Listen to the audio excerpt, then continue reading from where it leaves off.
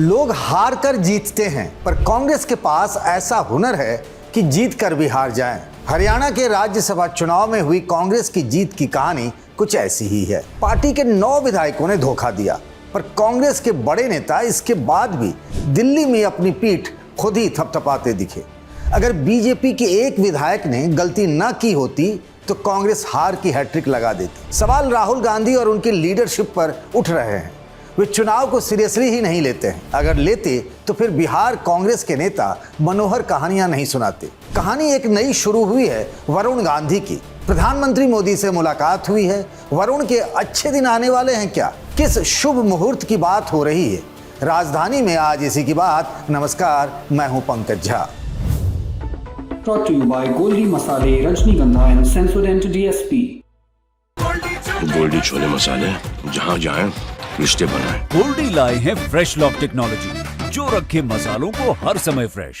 हरियाणा में इस बार अगर कांग्रेस राज्यसभा चुनाव हार जाती तो भूपेंद्र सिंह हुड्डा की नाक ही कट जाती। सीनियर हुड्डा विधानसभा में विपक्ष के नेता हैं।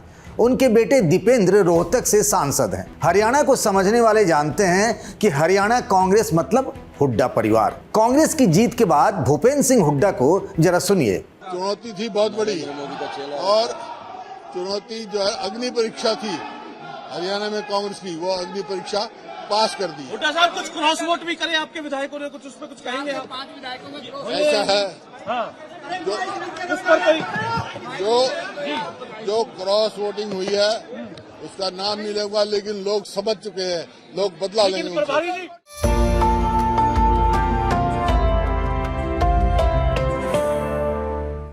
नाम क्यों नहीं लेंगे? पर्दा आप ऐसे डाल रहे हैं जैसे लोग जानते ही ना हो कि ये माननीय कौन है। दूसरी बात, विधायक आपके हिमाचल के कसौली भेजा आपने, उनकी पहरेदारी, वोट की दावेदारी सब कर रहे थे आप ही सर्वे सर्वा थे। राहुल प्रियंका के आप ही उम्मीद थे। आपका मान बढ़ाने राहुल और प्रियंका आपके दिल्ली वाले घर तक गए थे। आप बेहतर जानते हैं कि किसके ग्रीन सिग्नल के बाद कर्मवीर बौद्ध को कांग्रेस ने राज्यसभा चुनाव के लिए कैंडिडेट बनाया, पर जिम्मेदारी की बात आई तो आपने टोपी जनता पर ट्रांसफर कर दिया। कितना कमाल का मैनेजमेंट था आपका कि 37 में से 9 विधायकों ने पार्टी के खिलाफ काम किया। 5 ने तो सीधा क्रॉस वोटिंग यानी बीजेपी का काम बनाया, जबकि 4 ने इनडायरेक्टली कांग्रेस का खेल खराब किया। कौन मानेगा कि इन चारों को वोट देने ही नहीं आता, जबकि 3-3 बार वोट डालने का प्रैक्टिस कराया गया था। वो तो भला हो बीजेपी के उन माननीय का जिनका वोट रद्द हुआ और कांग्रेस जीत गई, यानी जीती बस 1 वोट से। तो इसे यूं भी कहा जाना चाहिए कि कांग्रेस जीती नहीं, बीजेपी ने उसे अपनी गलती से जिता दिया, यानी जीत उसकी झोली में डाल दी। लेकिन दीपेंद्र हुड्डा ने दिल्ली में अपनी चूक और कमजोरी पर मिट्टी डाला, खुद की पीठ थपथपाई, बोले बीती ताई बिसारिये आगे की सुधि ले। आज मैं बधाई देता हूं हरियाणा की जनता को और हरियाणा के उन कांग्रेस के एक हमारे विधायक साथी को जिन्होंने इस सब का सामना करते हुए यहां से कांग्रेस की एक ऐतिहासिक जीत दिलाने का काम किया। अभी ये जीत कांग्रेस पार्टी की जीत है, ये जीत हरियाणा की जनता की जीत है, ये जीत राहुल गांधी जी की जीत है, ये जीत खड़गे जी की जीत है, ये जीत हमारे कैंडिडेट कर्मवीर बौद्ध जी की जीत है, ये जीत कांग्रेस के हर विधायक की जीत है, हर ईमानदार विधायक की जीत है। नया सेंसोडेंट डीएसपी नर्व्स को प्रोटेक्ट करे और इनामल को repair. Feel the relief with Sensodyne DSP। Congress की तरफ से क्रॉस वोटिंग करने वाले 5 विधायकों के नाम सार्वजनिक तो नहीं किए गए हैं, पर हम आपको बताए देते हैं। शैली चौधरी, रेणु बाला, जरनैल सिंह, मोहम्मद इलियास और मोहम्मद इजराइल। आप देखिए, जिन लोगों ने खुलकर कांग्रेस के बजाय बीजेपी के कैंडिडेट के पक्ष में वोट किया, उनमें 2 मुस्लिम विधायक हैं, जिनके बारे में अक्सर ये समझा और माना जाता है कि बीजेपी से दूरी ही भली। ऐसा ही कुछ संयोग ओडिशा में भी दिखा, जहां से कांग्रेस की इकलौती मुस्लिम महिला विधायक शोफिया फिरदौस ने भी राज्यसभा चुनाव में बीजेपी के लिए वोट कर दिया। कांग्रेस जैसे तैसे हरियाणा में तब जीती जबकि INLD के 2 विधायकों ने गैर हाजिर रहने का चुना। अगर इन्होंने वोट दे दिया होता तो वो भी बीजेपी के पक्ष में, तो फिर कांग्रेस नंबर रहते हुए भी हार जाती। फिर से इसीलिए क्योंकि कहते हैं कि गलतियों से लोग सबक लेते हैं। पर कांग्रेस का केस थोड़ा डिफरेंट है। हरियाणा में ही कांग्रेस पिछले 2 चुनावों में अपने हाथ ऑलरेडी जला चुकी थी। सबसे पहले सुप्रीम कोर्ट के जाने माने वकील आर.के. आनंद चुनाव हारे। उसके बाद कांग्रेस के राष्ट्रीय कोषाध्यक्ष अजय माकन, पार्टी के बड़े नेता हैं, उनके साथ भी यही हुआ। दोनों ही बार बीजेपी समर्थित कैंडिडेट जीत गए थे। पहली बार जी मीडिया के फाउंडर सुभाष चंद्रा ने कांग्रेस को हराया। उसके बाद कांग्रेस के आपसी झगड़े का फायदा उठाते हुए इंडिया न्यूज के संस्थापक कार्तिकेय शर्मा राज्यसभा पहुंच गए।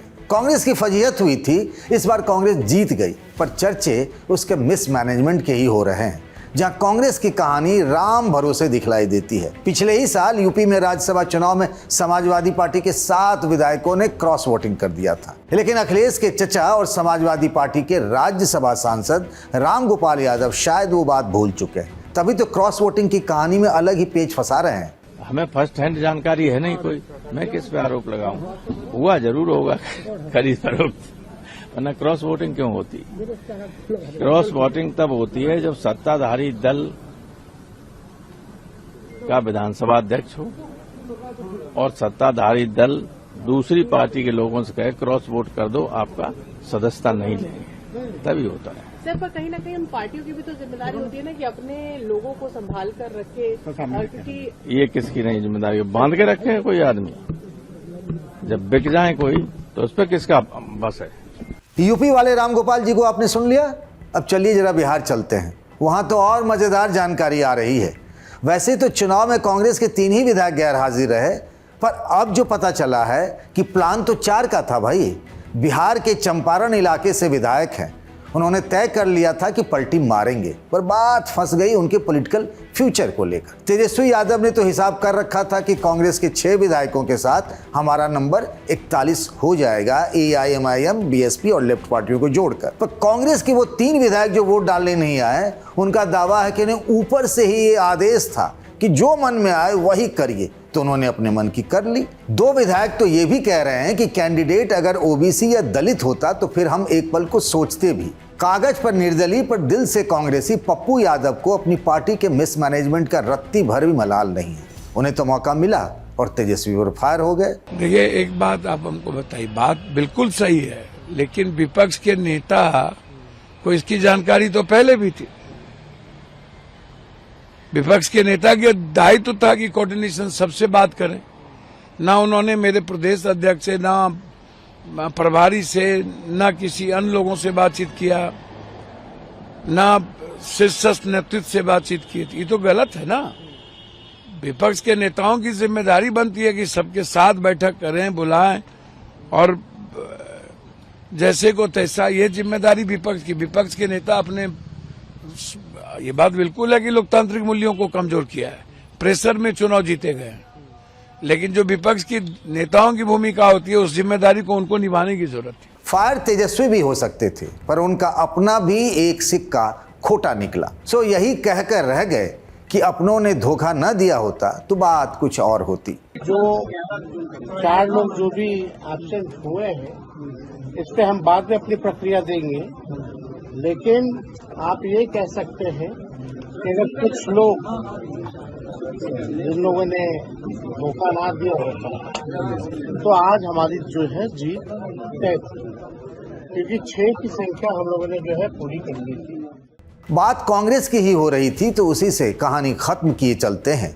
कांग्रेस की सिर्फ हार वाली बीमारी पुरानी नहीं हुई, उसके बाद की समीक्षा में लंबी चौड़ी बातें और फिर हकीकत में नील बटे सन्नाटा। कांग्रेस का यही कुछ हिसाब किताब रहता है। हिसाब किताब तो वरुण गांधी का भी लगाया जा रहा है कि अचानक से प्रधानमंत्री मोदी से उनकी मुलाकात क्यों हो गई।